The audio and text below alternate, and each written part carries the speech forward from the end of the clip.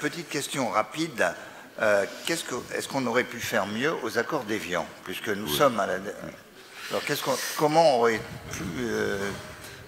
pu être les tournés, comment on aurait pu les tourner différemment? J'ai écrit ce livre il y a plus de 20 ans, mais donc je n'ai pas tout en mémoire, mais il y a eu 2 sessions des accords d'Évian, des accords d'Évian qui ont été ratés, et puis se sont revus en 62, donc pour conclure le 18 et le 19 mars. Ils étaient pressés. De Gaulle était pressé. Pardon, c'est toujours l'exemple. Il est vieux, il est énervé, il est pressé, De Gaulle. Donc il harcèle ses 2 ministres. Hein. Allez, décidez. Sur le Sahara, il leur demande de lâcher. Sur les garanties données aux, ce qu'on appellera les rapatriés, il lâche. Sur les harkis, il lâche. Donc, on vit aujourd'hui en direct ces négociations sur l'Ukraine. Il a lâché sur tout. En sachant qu'en face, il avait les pires, puisqu'ils avaient déjà épuré les gens un peu intelligents, etc. En face, il avait des vrais politiques islamo-marxistes. Il savait à quoi s'attendre.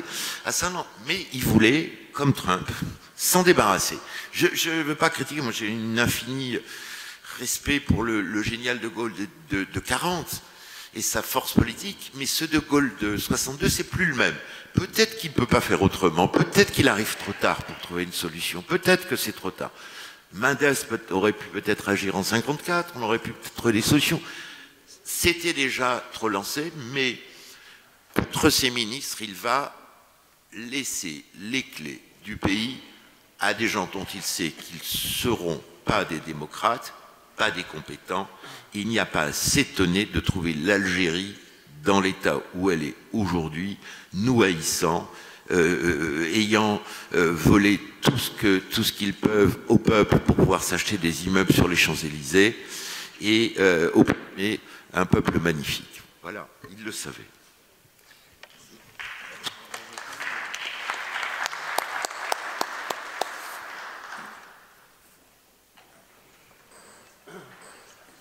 Parler près du micro. Bonsoir, Rabat Damani, je suis élu à Waterloo et je suis aussi un fils d'un Kabyle aussi. Mon père, c'était un messaliste aussi. Il y a beaucoup de messalistes dans cette région. Il y a Lakhdar Belaïd qui est journaliste, je crois, dans le quotidien d'ici, qui est le fils d'un messaliste aussi. Oui, effectivement. Il était messaliste, mais il avait eu des menaces sur Roubaix et Tourcoing. Mon père me disait tout le temps, paix à son âme.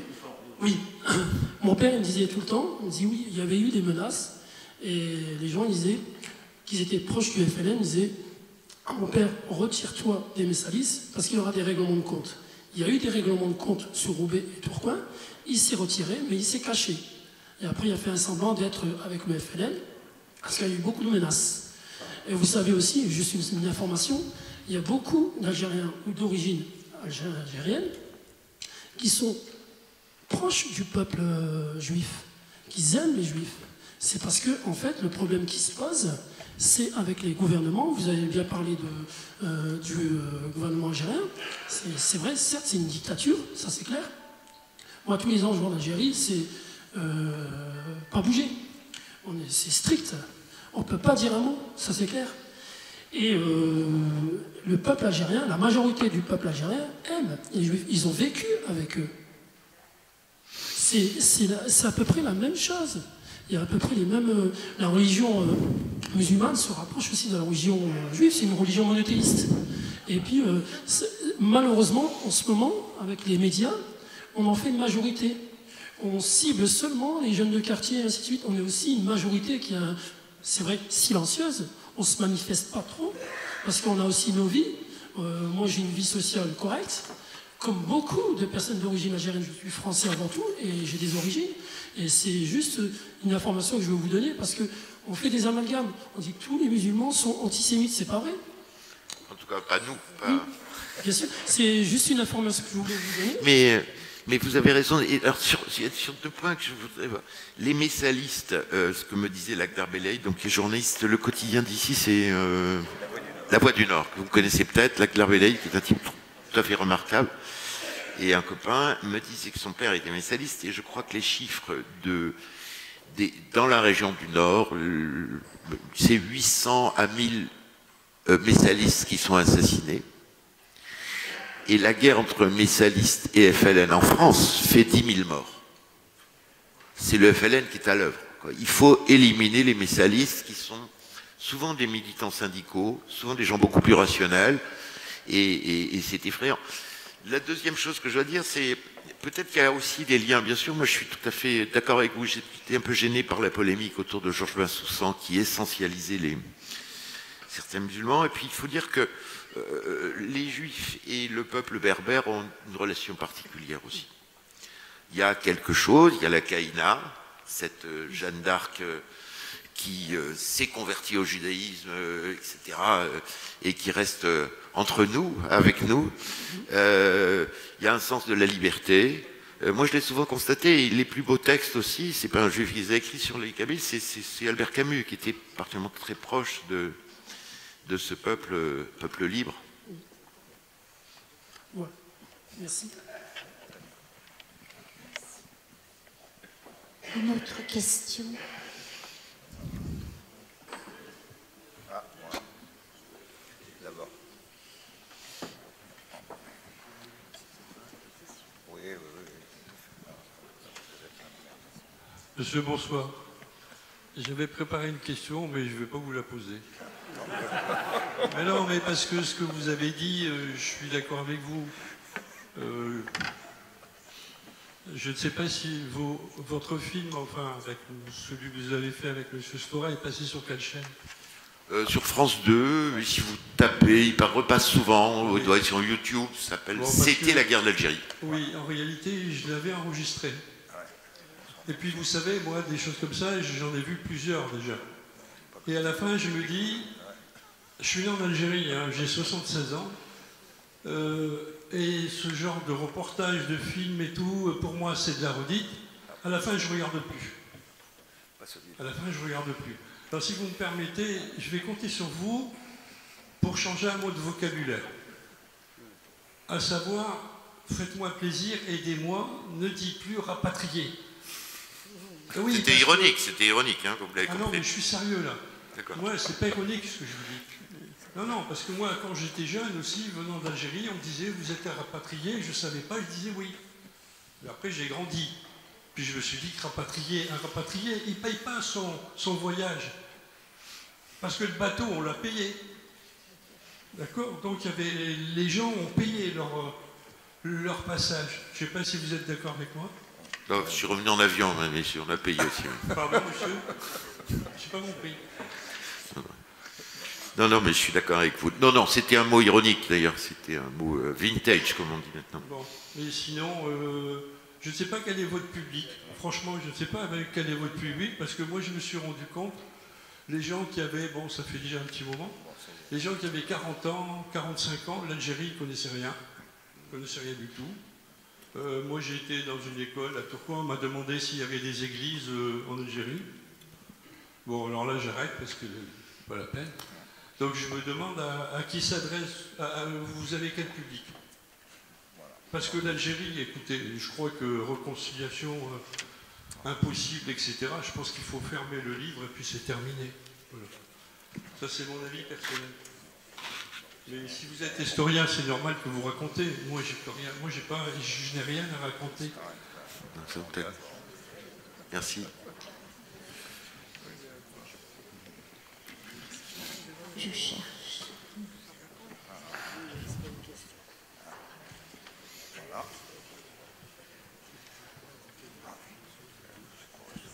Merci. Je vais m'exprimer à titre personnel, hein, bien sûr. Moi, j'ai deux questions mais qui sont entremêlées. C'est y a-t-il une nation algérienne? Quand on voit ce sentiment d'attraction, d'impulsion, or une nation, c'est quand même une volonté de vivre ensemble, avec des rêves partagés. Et comment expliquer que l'on puisse... vous avez bien distingué le peuple et le dirigeant, hein, c'est l'objet de ma question, j'insisterai donc sur le peuple et ses composantes. Comment peut-on, malgré donc cette guerre civile, ce printemps avorté, comment peut-on maintenir un tel joug, si tant est que le peuple aurait velléité d'émancipation et de liberté. C'est très difficile, monsieur, de répondre sur la question de dénier ou pas. Vous êtes une nation, vous n'êtes pas une nation.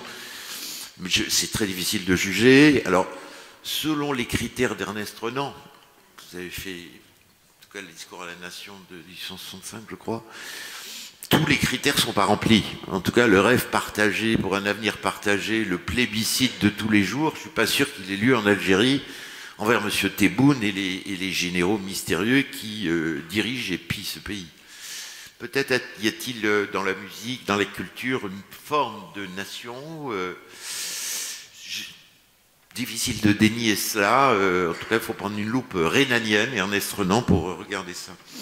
Le joug, c'est le grand mystère, c'est que le joug, il n'y a pas de démocratie, vous en avez de moins en moins, vous avez de moins en moins de journaux.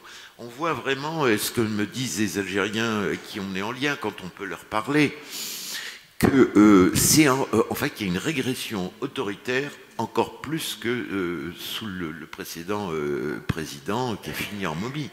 Là, M. Tebboune, il est dans la main des plus durs.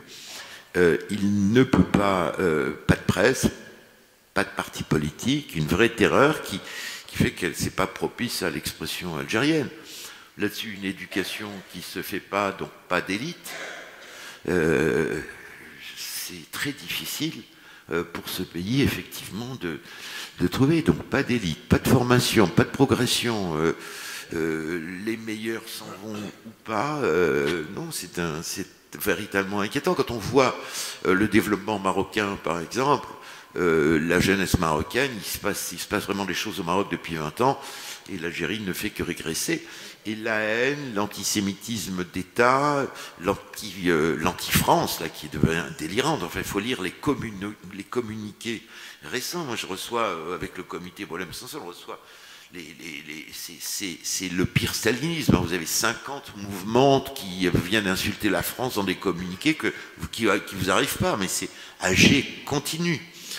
La vraie question, c'est en effet aujourd'hui réconcilier, oui, mais enfin, comment dire, Macron, il a tout fait. Hein, on ne peut pas faire plus. Il a dit c'est un crime contre l'humanité. Il a mis Benjamin Stora et des tas d'historiens à travailler. Il a ouvert les archives. Il a fait des commémorations. Il a commémoré chacun des chefs révolutionnaires. Quoi de plus?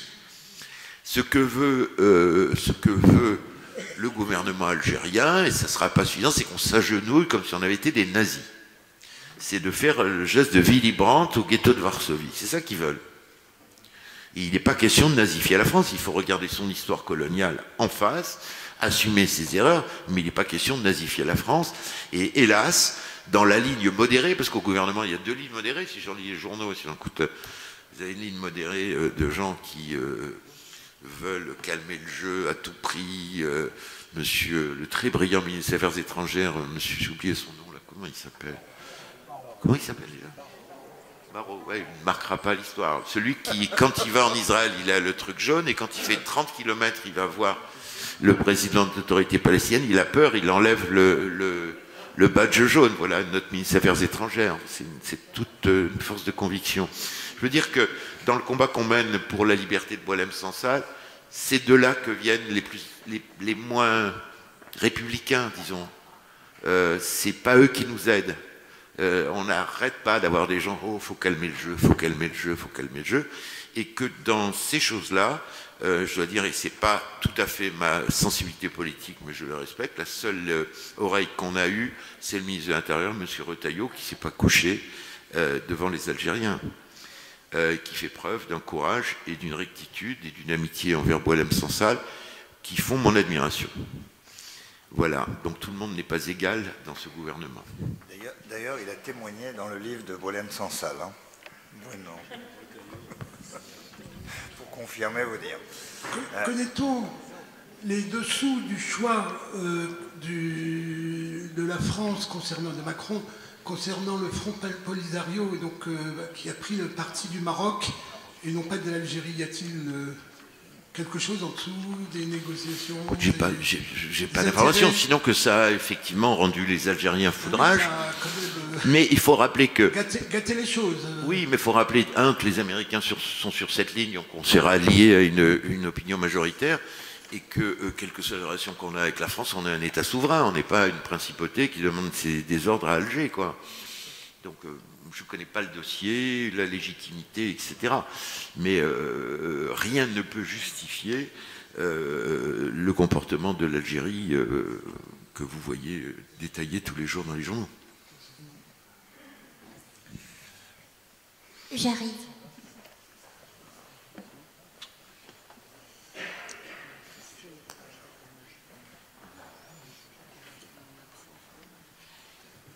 Bonsoir. Alors ma question va être un peu hors sujet, mais ça va un peu rejoindre le sujet quand même.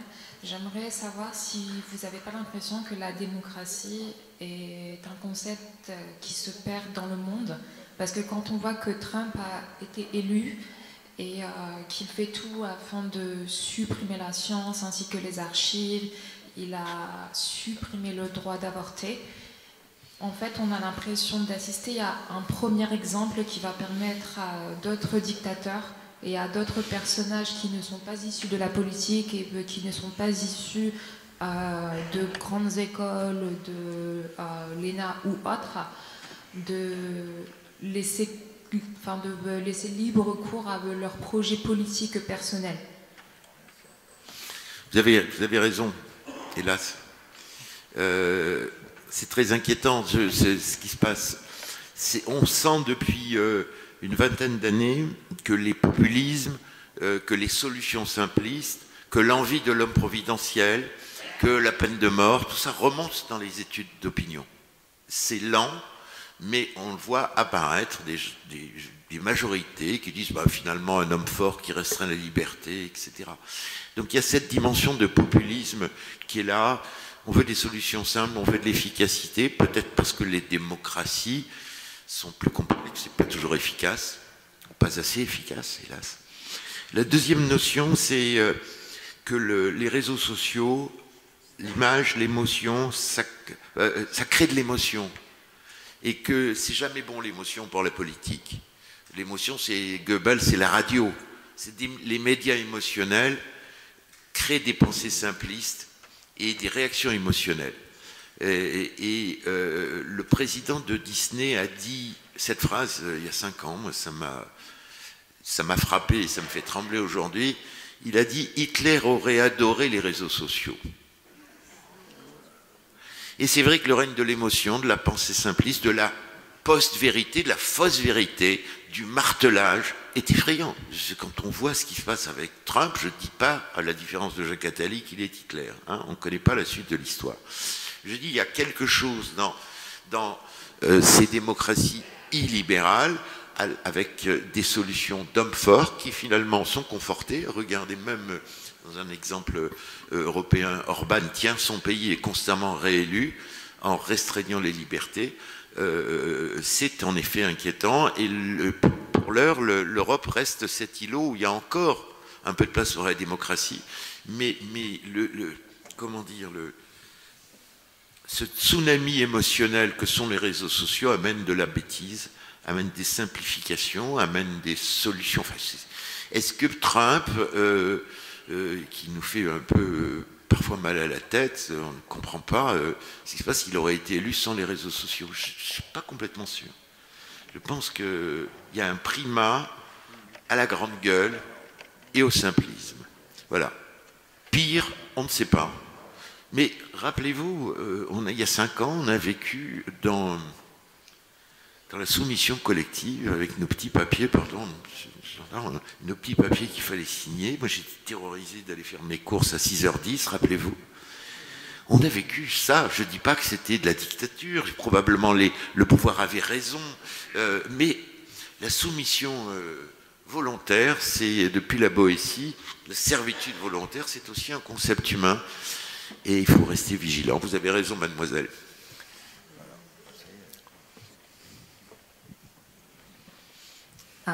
Et j'aurais une autre question.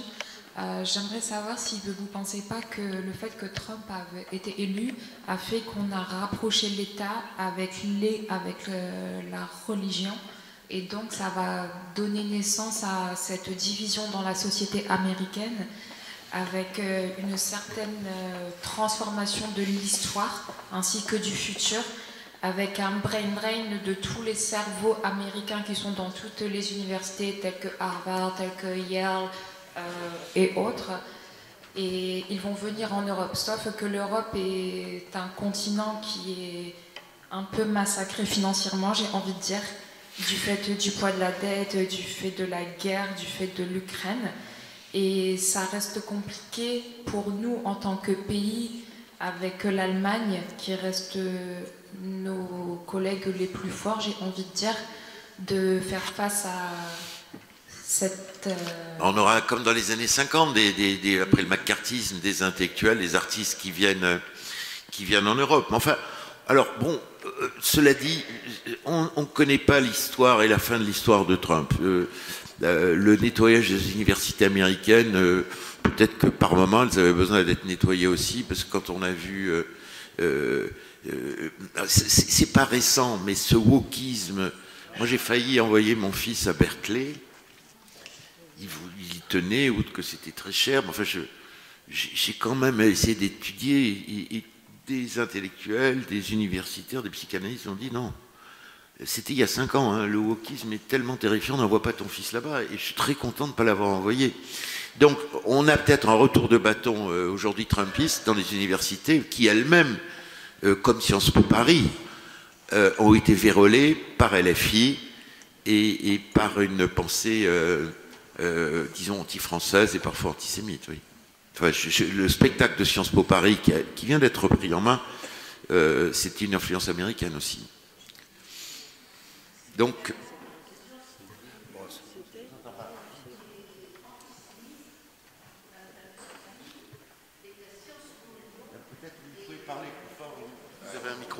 voilà, ils sont antisémites. Elle a eu une réflexion antisémite. Où ? Qui lui, à Lyon. À Lyon. Eh ben, il faut qu'elle voie la LICRA, qu'elle déclenche, il faut rien laisser passer. Elle a demandé à la LICRA. Elle se rapproche. Elle est juive jusqu'au fond de son cœur, et elle l'a dit, elle a mentionné à tout le monde, je ne me souviens plus, ma fille qui est avocate, qui est ici, va vous dire exactement ce qui s'est passé. Parce que moi... De rien laisser passer. Est-ce que les jeunes générations, en France comme en Algérie, sont-elles plus ouvertes à une réconciliation? On le voit dans certains pays, notamment encore aujourd'hui à Istanbul, où il y a eu quand même des grosses manifestations parce que Erdogan a mis le maire d'Istanbul en prison. On voit qu'à un moment ou à un autre, ça va bouger énormément en Iran. Est-ce que, bon, vous ne voyez pas quand même, à un moment ou à un autre, la sortie du tunnel, malgré ces régimes de terreur, notamment de la part des jeunes générations, aussi bien en Algérie qu'en France? Je ne sais pas. Non, je ne sais pas. Je pense que oui, qu'on peut se réconcilier avec des gens magnifiques en Algérie, et je pense aussi que depuis le 7 octobre, je l'ai vécu dans quelques rencontres comme ça, dans les jeunes générations, même affairistes, il y a une violence et une haine, quelque chose qui s'est éloigné. Chez beaucoup, en fait, de gens lambda. Alors quand les gens sont des intellectuels ou ça va mieux.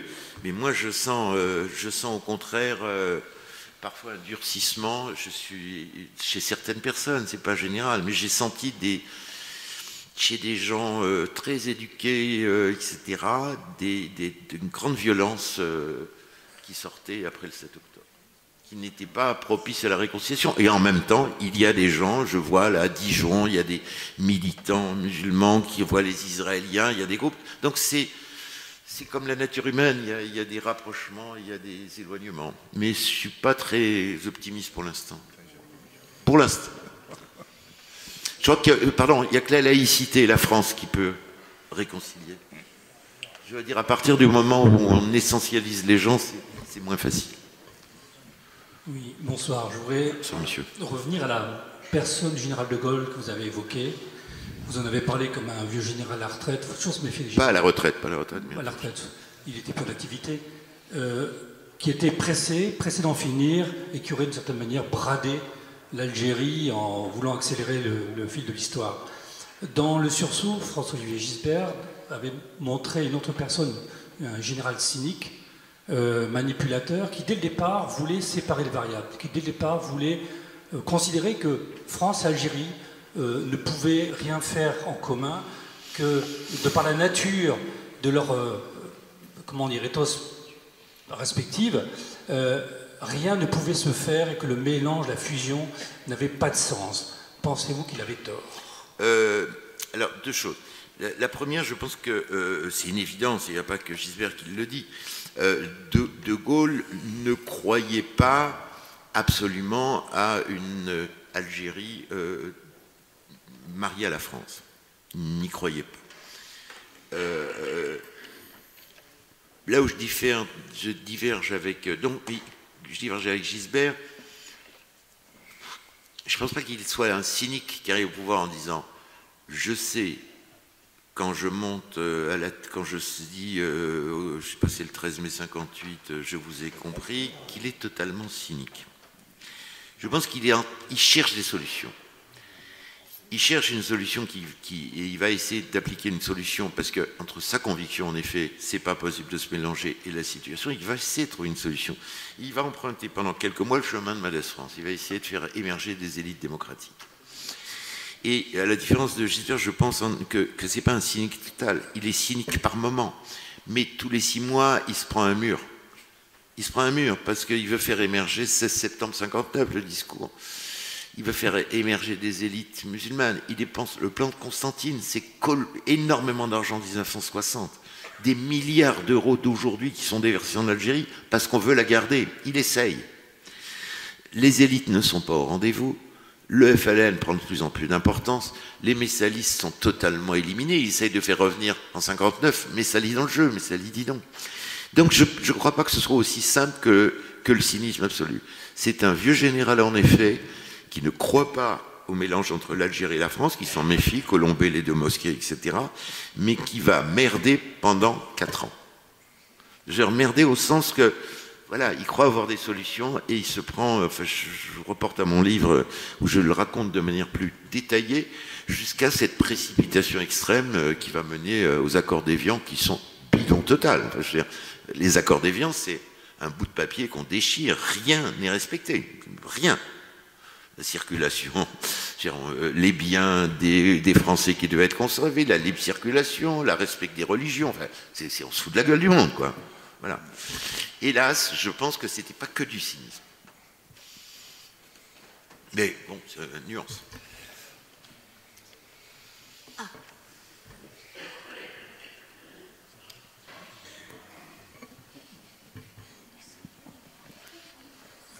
Bonsoir.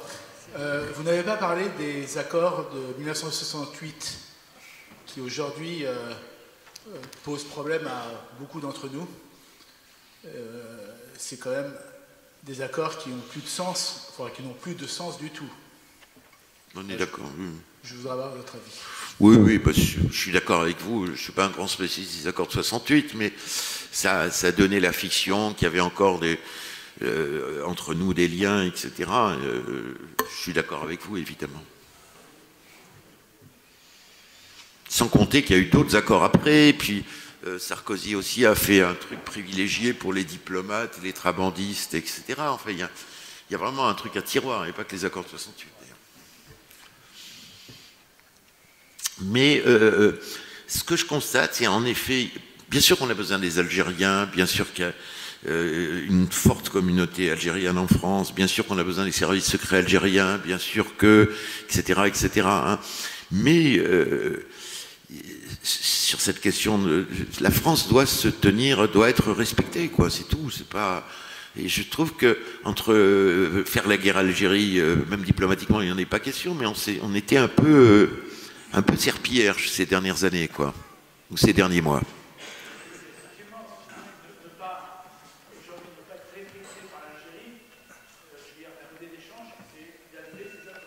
Oh ben, au moins, mais peut-être qu'il y a des choses plus tangibles. Non, mais ce qui se passe est inacceptable, en effet. Et je crois que les Français demandent ce respect sans brutaliser la relation franco-algérienne. Je pense que la relative popularité de Retailleau, etc., c'est dû à ça. La France a besoin d'être respectée.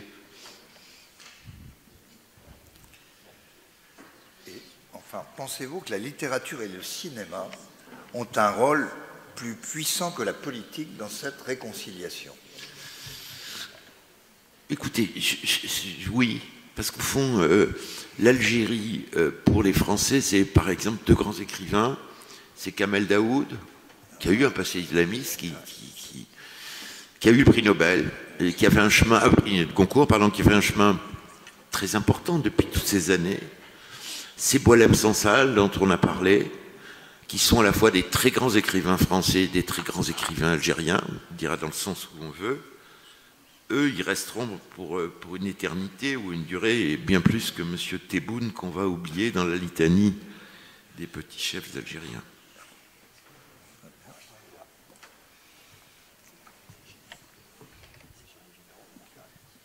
Je pense qu'on peut clôturer.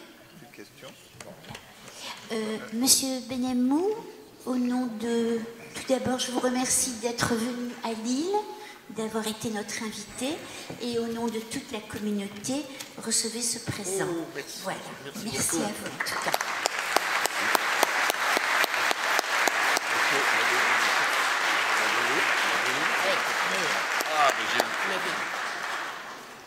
Je voulais vous dire qu'il y a une vente de livres au fond de la salle, comme d'habitude, et Monsieur Benhamou se fera un plaisir de vous dédicacer ces livres. Et il y a également un cocktail derrière la salle qui vous attend. Merci.